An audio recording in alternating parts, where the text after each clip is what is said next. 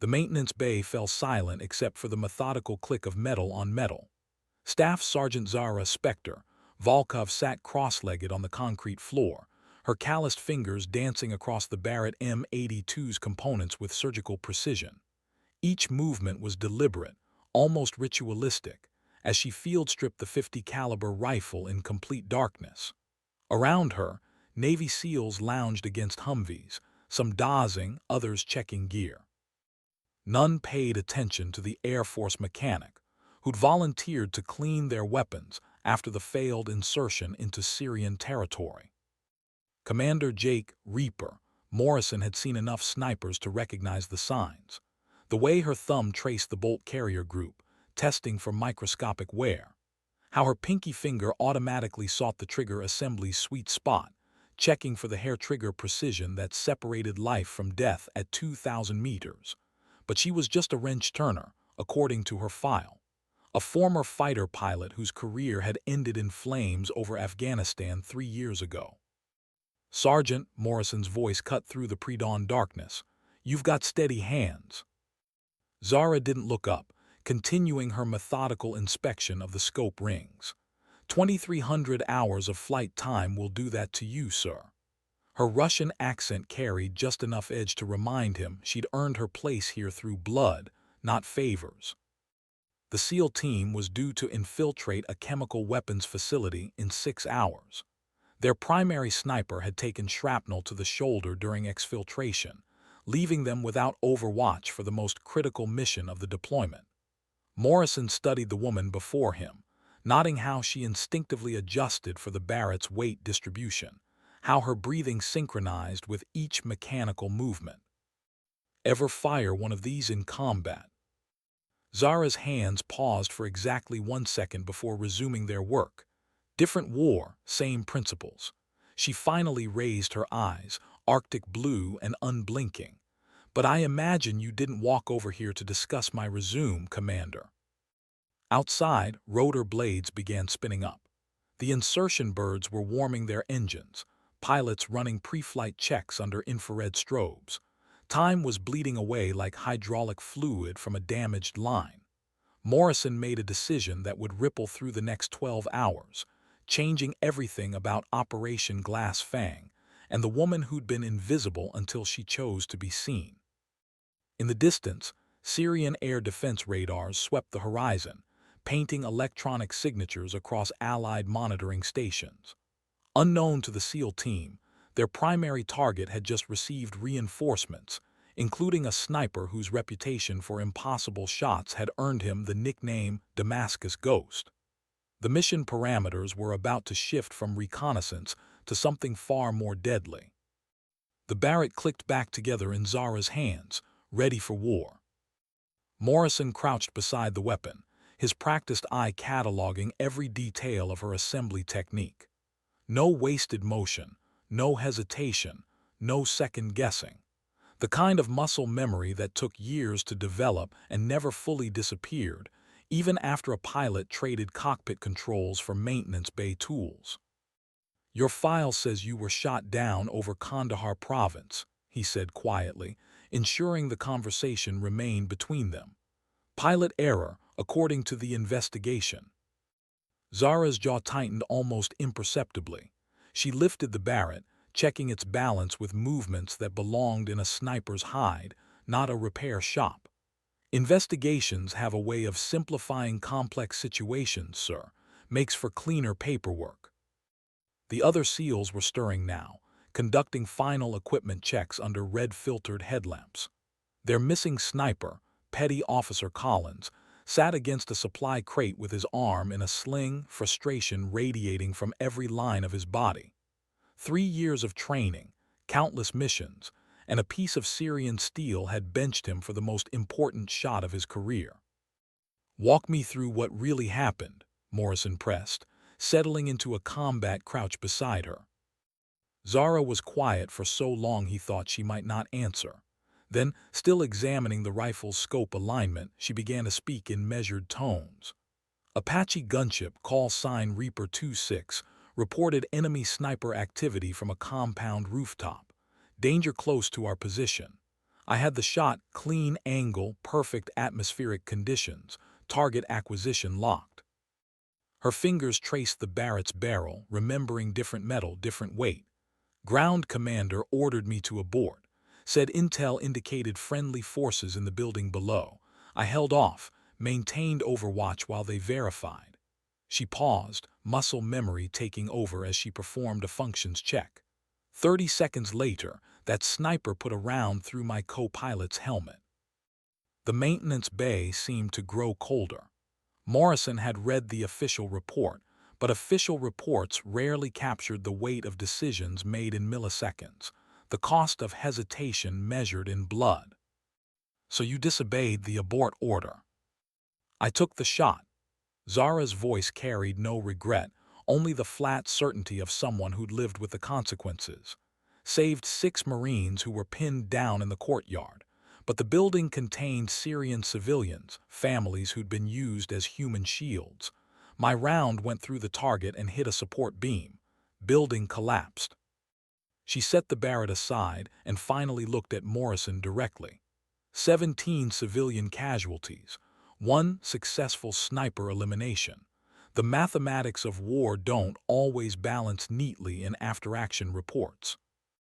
Morrison understood now why she'd been reassigned to maintenance duties, why a decorated combat pilot was cleaning weapons instead of flying missions. The military needed scapegoats sometimes, especially when political considerations outweighed tactical reality. Collins is down for this mission, Morrison said, nodding toward their injured sniper. We need someone who can make impossible shots under pressure. Someone who understands that sometimes the hardest decision is pulling the trigger when everyone else says don't. Zara stood slowly, the Barrett cradled in her arms like a familiar lover returning from a long deployment. The helicopter's rotors carved through pre-dawn air as Morrison briefed his team over the intercom. 6 SEALs, 1 Air Force sergeant, and enough firepower to level a city block, if they could reach the target. Below them, Syrian countryside rolled past in monochrome green through night vision goggles, dotted with villages that had learned to fear the sound of American rotors. Primary objective remains the chemical weapons facility, Morrison's voice crackled through their headsets. Intelligence indicates storage of binary agents, stuff that makes sarin gas look like pepper spray. Secondary objective: eliminate high-value target designated Damascus Ghost. Zara checked her equipment for the 5th time, muscle memory from a different war. Instead of flight controls, she had the Barrett M82, loaded with .50 caliber match-grade ammunition capable of penetrating engine blocks at 1,500 meters. The weapon felt alien yet familiar, like speaking a language she'd learned as a child but hadn't used in years. Spectre, Morrison continued, using her call sign for the first time since she'd volunteered. You'll establish overwatch on Ridge 77, approximately 800 meters northwest of the facility. Primary fields of fire cover the main entrance and vehicle depot. You're our ace in the hole.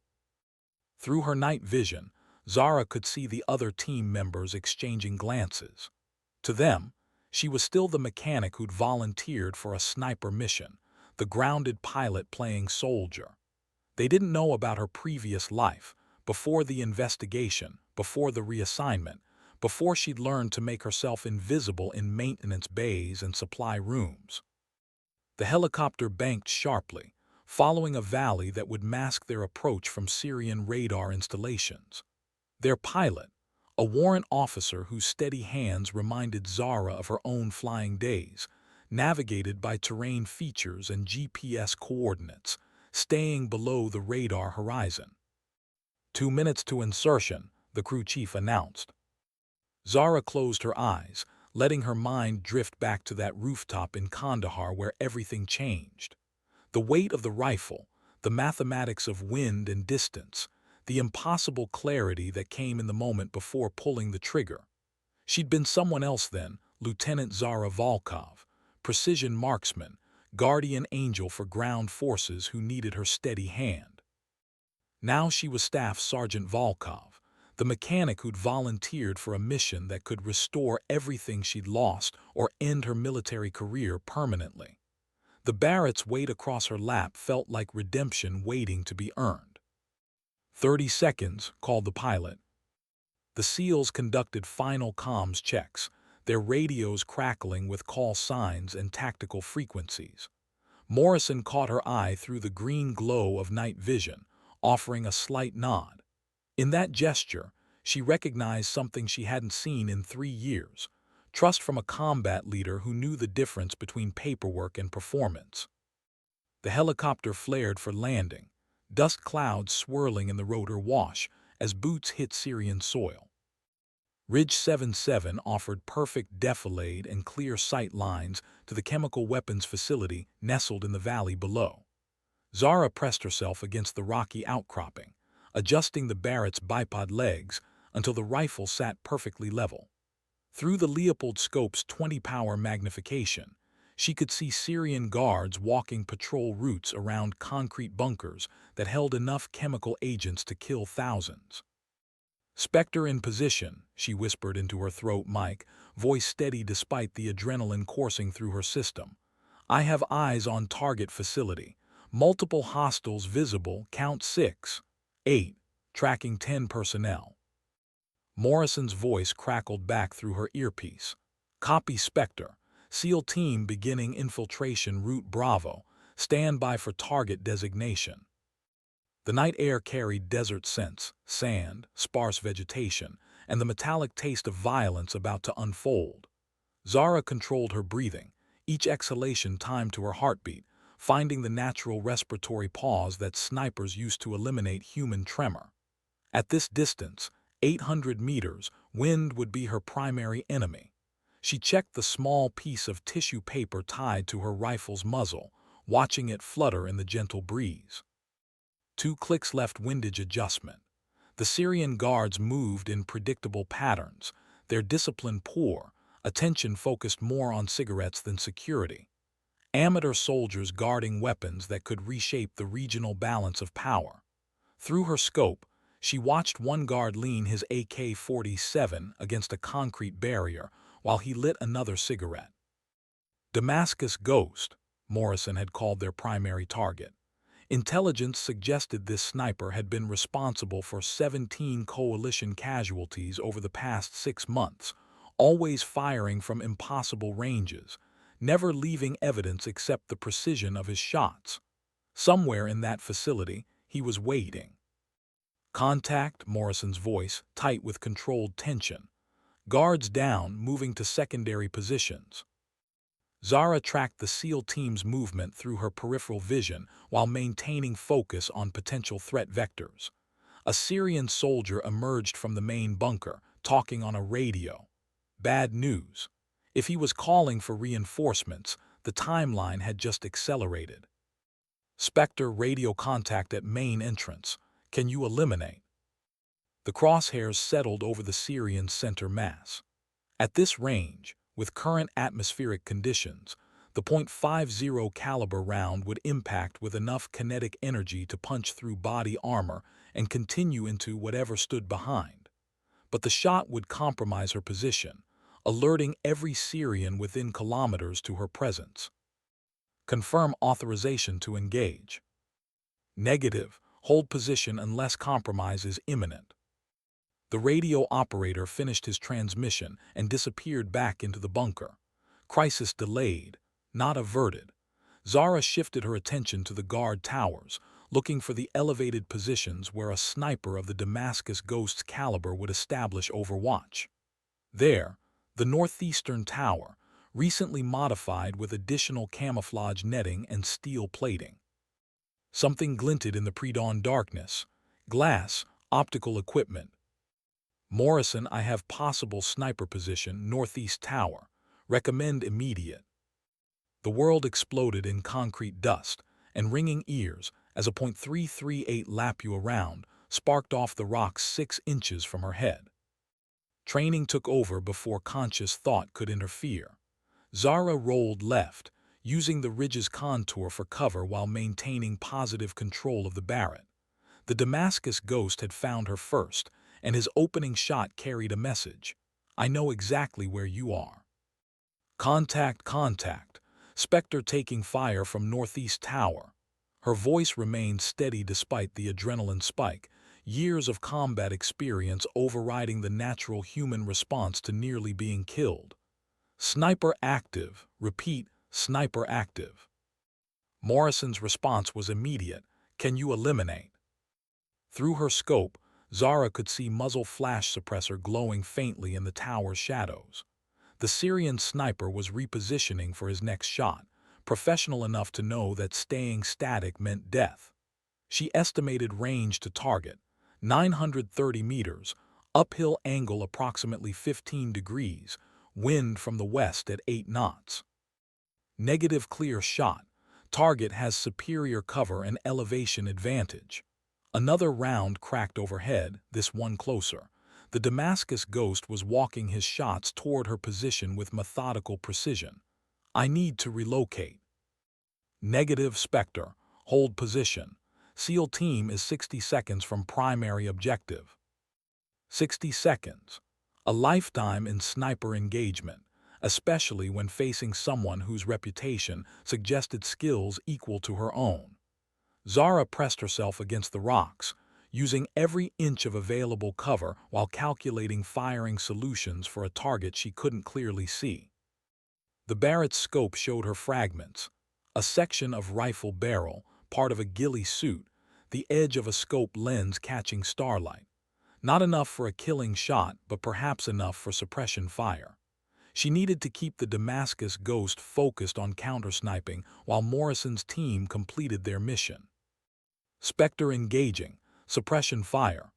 She centered the crosshairs on the tower's firing position and squeezed the trigger. The Barrett's recoil hammered into her shoulder as the .50 caliber round punched through steel plating and concrete. Not a kill shot, but enough to force the Syrian sniper deeper into cover.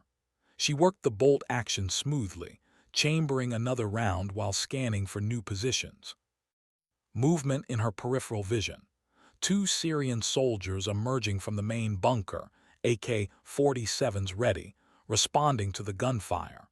They were moving toward her ridge, using predetermined tactical routes that suggested better training than she'd initially assessed. Spectre, you have infantry moving to your position. I see them. The crosshairs found the lead soldier at 400 meters, an easy shot even under stress. But engaging would confirm her exact position for the Damascus Ghost, giving him the targeting reference he needed for a killing shot. In the valley below, Morrison's team had reached the chemical weapons storage bunkers. Success or failure of the entire mission now balanced on her ability to provide overwatch while surviving a counter-sniper duel with Syria's most lethal marksman. The choice was simple: remain hidden and let the infantry reach her position, or reveal herself and trust her shooting skills against the Damascus Ghost. Zara chose violence. The Barrett's thunder echoed across the valley as Zara's shot dropped the lead Syrian soldier at 400 meters. The .50 caliber round's hydrostatic shock ensured he wouldn't be getting back up.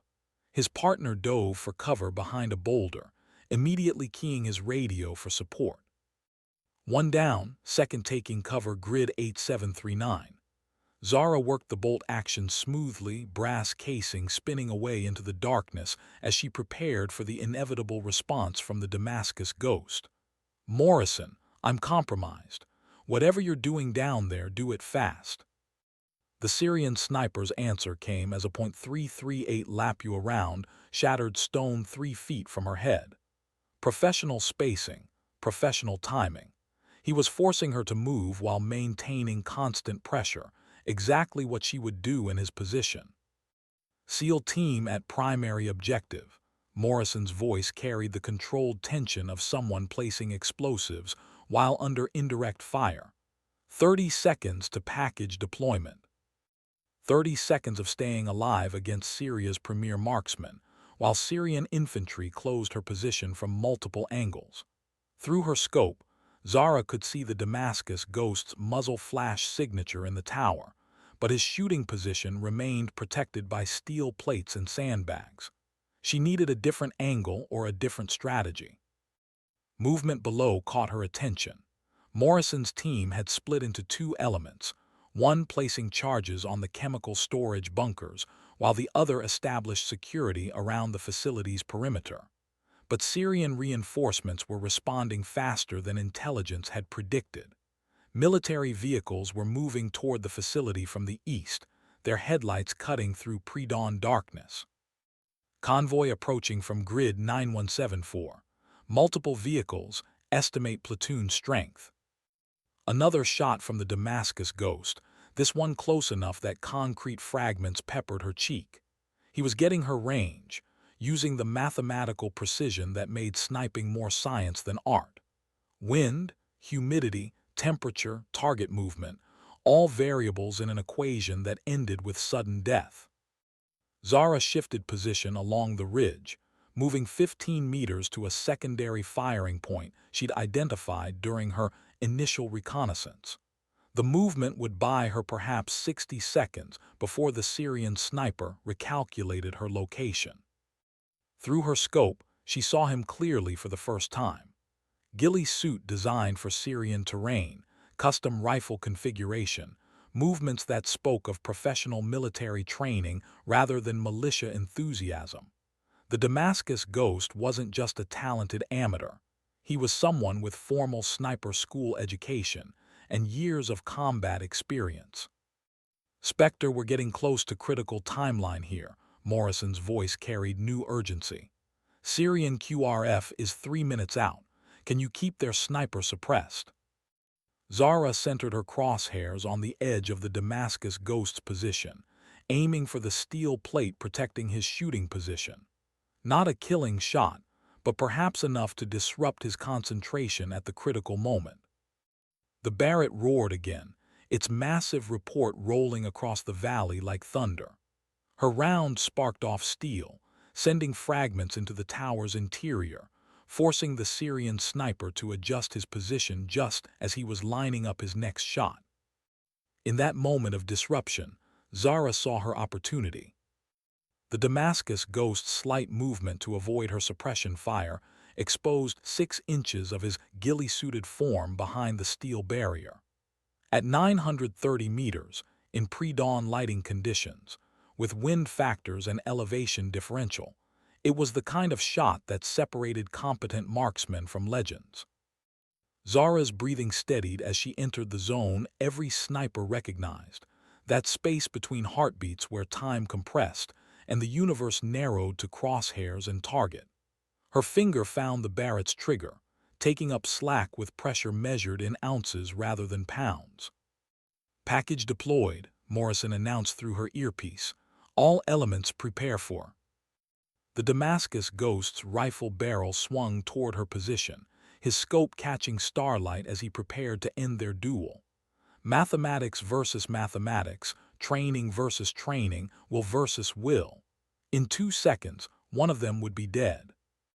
Zara fired.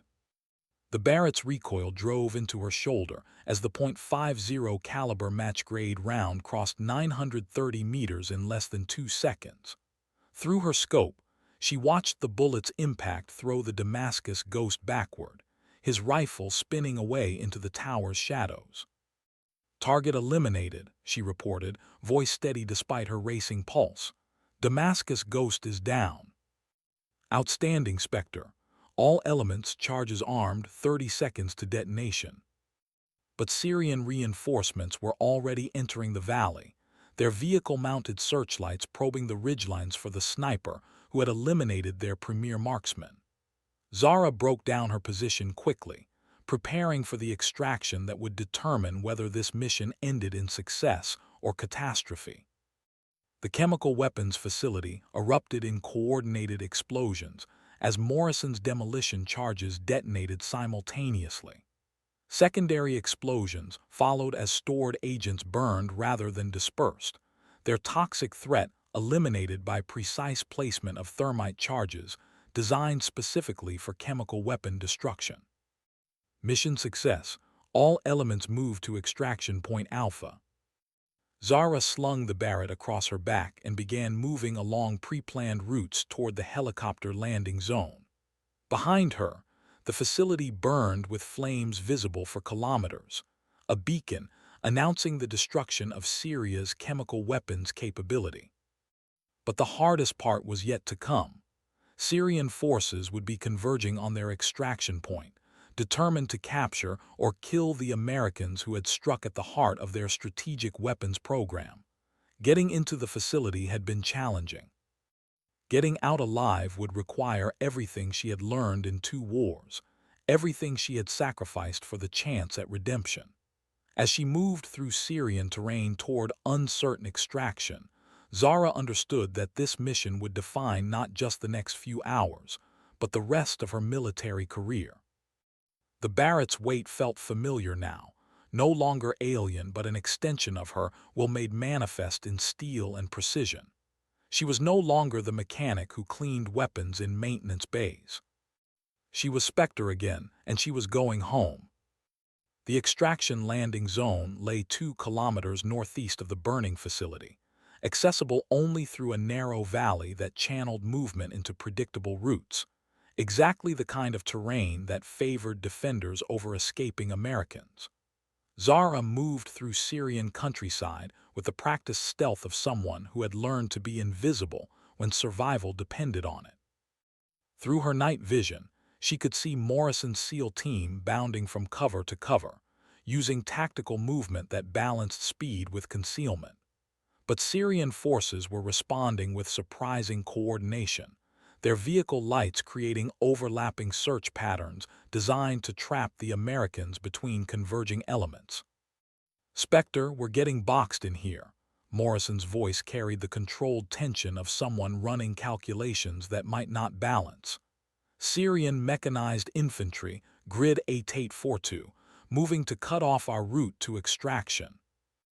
Zara crested a small rise and immediately understood the tactical situation. 3 Syrian BTR-80 armored personnel carriers were positioning themselves to block the valley's mouth, while dismounted infantry moved along the ridgelines to establish killing fields. Professional work, suggesting better command and control than intelligence had indicated. "I can see them." 3 APCs, estimate 30 infantry, establishing L-shaped ambush at grid 8851. The Barrett could penetrate the BTR-80's armor at this range, but engaging would reveal her position to every Syrian soldier within kilometers.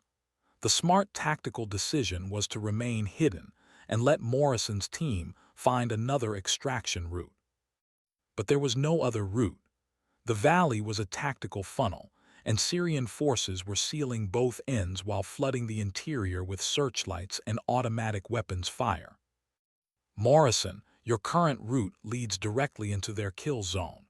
Recommend immediate course correction to grid 8798. "Negative, Spectre. That route adds 20 minutes to our timeline. Extraction birds are already inbound, can't extend their exposure window." Mathematics again, but this time the equation included helicopter fuel capacity, Syrian air defense systems, and the political cost of losing a SEAL team to a rescue mission. The variables were stacking against them with each passing minute. Zara settled into a firing position behind a boulder that offered both concealment and ballistic protection. The Barrett's scope revealed Syrian soldiers establishing machine gun positions on the high ground, their weapons oriented to create intersecting fields of fire across the valley floor. "I can eliminate their overwatch positions, give you clear passage to extraction." Negative, maintain concealment. We'll find another way. But they both knew there was no other way. The Syrians had responded too quickly, with too much coordination, trapping the SEAL team in terrain that offered minimal cover and maximum exposure. Unless someone disrupted their ambush positions, Morrison's team would be caught in crossfire that would end their mission permanently. Zara made the decision that had defined her military career, choosing action over safety, mission success over personal survival. "Morrison, I'm engaging. Get your team to extraction." The Barrett's crosshairs settled on the Syrian machine gunner, who posed the greatest threat to the SEAL team's movement. At 600 meters, shooting downhill, the .50 caliber round would arrive before its sound, giving her one perfect shot before every Syrian soldier turned their attention toward her muzzle flash. The Barrett spoke with authority that echoed across the valley, its .50 caliber message arriving at the Syrian machine gun position with terminal certainty. Through her scope, Zara watched the gunner disappear in a spray of blood and shattered equipment, his weapon rendered permanently inoperative. "Move, move, move."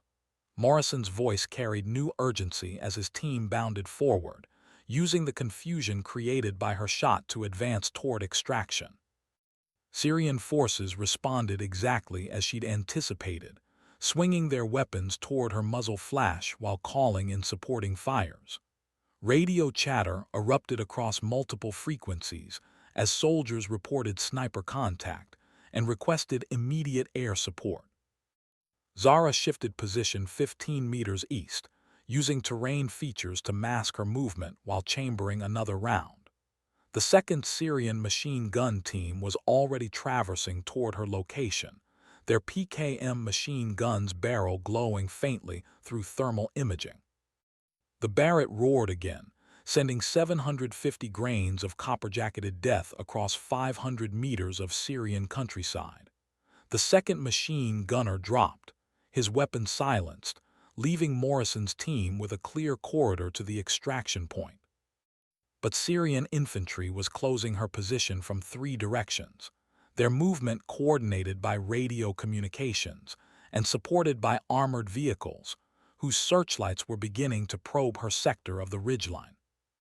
"Spectre Syrian armor moving to your position. Can you disengage?" Zara checked her ammunition, 3 rounds remaining in the Barrett's magazine, 2 additional magazines in her gear. Enough to continue engaging, but not enough to fight her way through a platoon of Syrian soldiers equipped with night vision and automatic weapons. Negative on disengagement. Too much activity, position is compromised. Through her scope, she could see the SEAL team reaching the extraction landing zone, their infrared strobes visible through night vision as they prepared defensive positions for the incoming helicopters. Mission success was within reach, but the cost was becoming increasingly clear. Extraction birds inbound, 2 minutes. 2 minutes to hold off Syrian forces converging on her position. 2 minutes to ensure Morrison's team could complete their mission and return home. The mathematics were simple, her life measured against mission success, her survival balanced against the successful destruction of chemical weapons that could kill thousands. A Syrian soldier appeared at the edge of her field of view, AK-47 ready, moving with the tactical discipline that suggested professional military training. Behind him, others were advancing through cover, closing the distance methodically. Zara swung the Barrett toward the approaching infantry, knowing that each shot would buy Morrison's team additional seconds while further revealing her position to Syrian forces. The choice had already been made. Now all that remained was execution. The Barrett's crosshairs found their target as helicopter rotors began echoing across the valley, extraction finally within reach for those who could reach it. Syrian soldiers advanced through the pre-dawn darkness with professional discipline, their night vision equipment and coordinated movement patterns indicating elite unit training rather than conscript militia. Zara counted 8 men in the immediate assault element, with additional forces moving to flank her position from both sides of the ridge. The Barrett's scope revealed tactical details that confirmed her assessment: modern body armor, advanced communication systems, weapons configurations that suggested Syrian special forces rather than regular army. Someone had prioritized capturing or killing the sniper who had eliminated the Damascus ghost. "Contact front," she whispered into her throat mic, settling the crosshairs on the lead Syrian soldier at 200 meters. At this range, The Barrett's massive round would punch through any body armor currently fielded by Middle Eastern militaries. Multiple hostiles, grid A-827. Morrison's voice crackled through her earpiece over the growing sound of helicopter rotors. Extraction birds on final approach. Can you hold for 60 seconds? 60 seconds against professional soldiers who knew exactly where she was and had the training to coordinate their assault. Zara fired, dropping the lead Syrian with a shot that sent his teammates diving for cover behind boulders and sparse vegetation. One down, remainder taking cover. She worked the bolt action smoothly, ejecting the spent cartridge while scanning for the next threat. They're good, Morrison, real good. Syrian return fire began immediately. AK-74 rounds and PKM machine gun bursts sparking off rocks around her position. Professional fire discipline, designed to suppress rather than waste ammunition, coordinated by someone who understood small unit tactics. Through her scope, she could see the helicopter landing zone where Morrison's SEAL team was establishing security perimeters.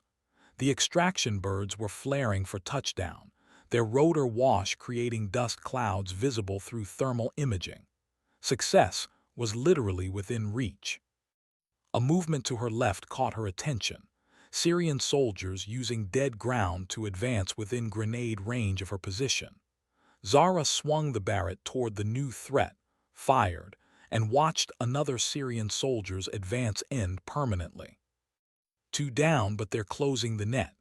Another burst of automatic weapons fire forced her deeper into cover.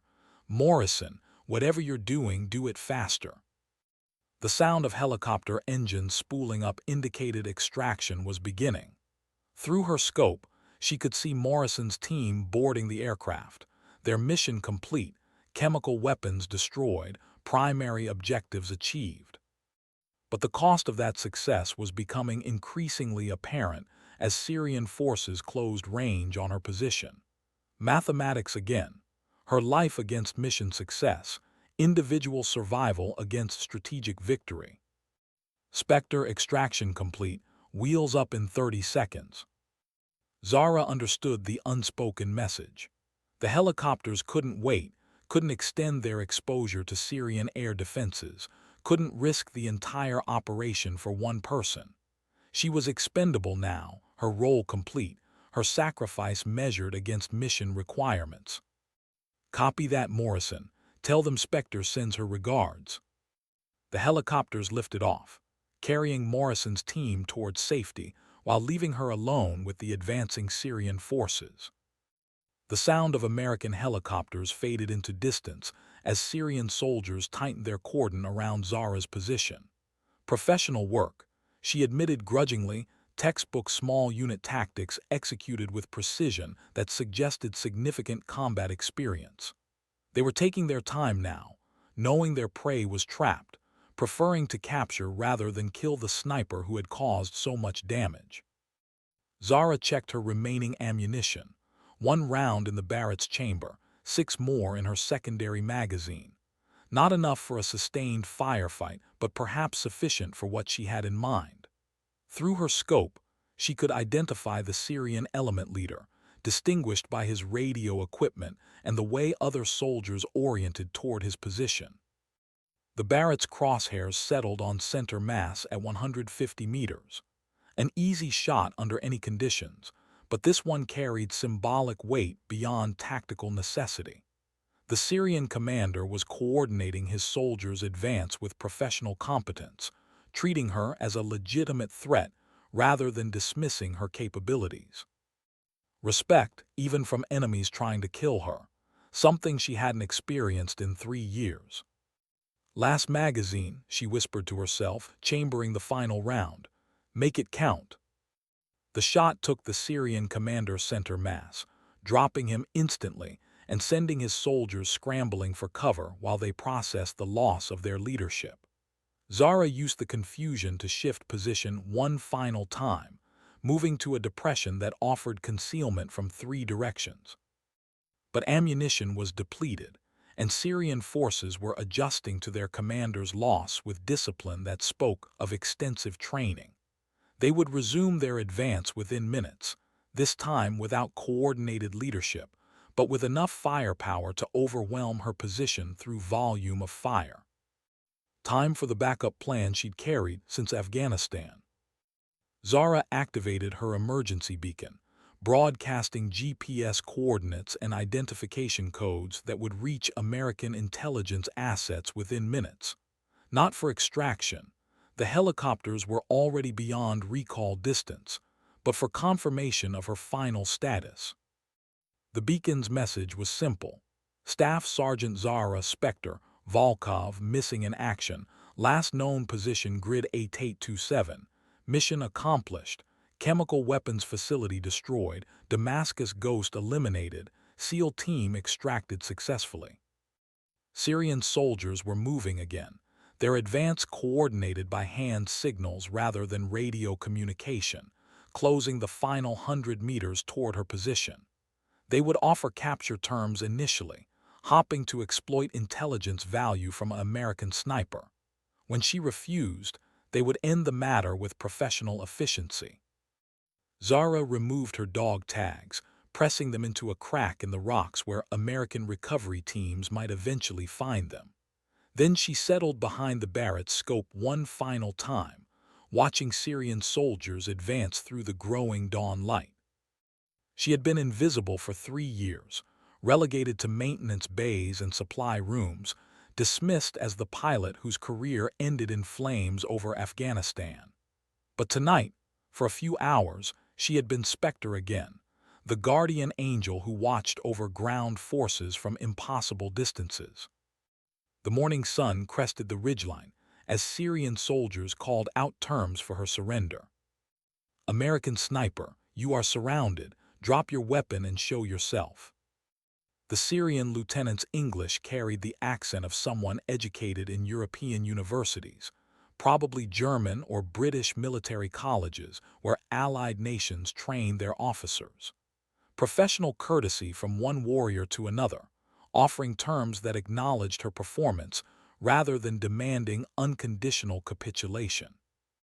Zara remained motionless behind her cover, the Barrett's empty chamber testament to ammunition expended in service of mission success. Below in the valley, smoke still rose from the destroyed chemical weapons facility, visible proof that Operation Glass Fang had achieved its primary objectives. We know you have no ammunition remaining, the Syrian continued. Honor has been satisfied on both sides. The Damascus Ghost is dead, your mission is complete, your team has escaped. There is no shame in survival. Interesting proposition. Professional soldiers acknowledging professional work, enemy recognizing enemy, warrior respecting warrior.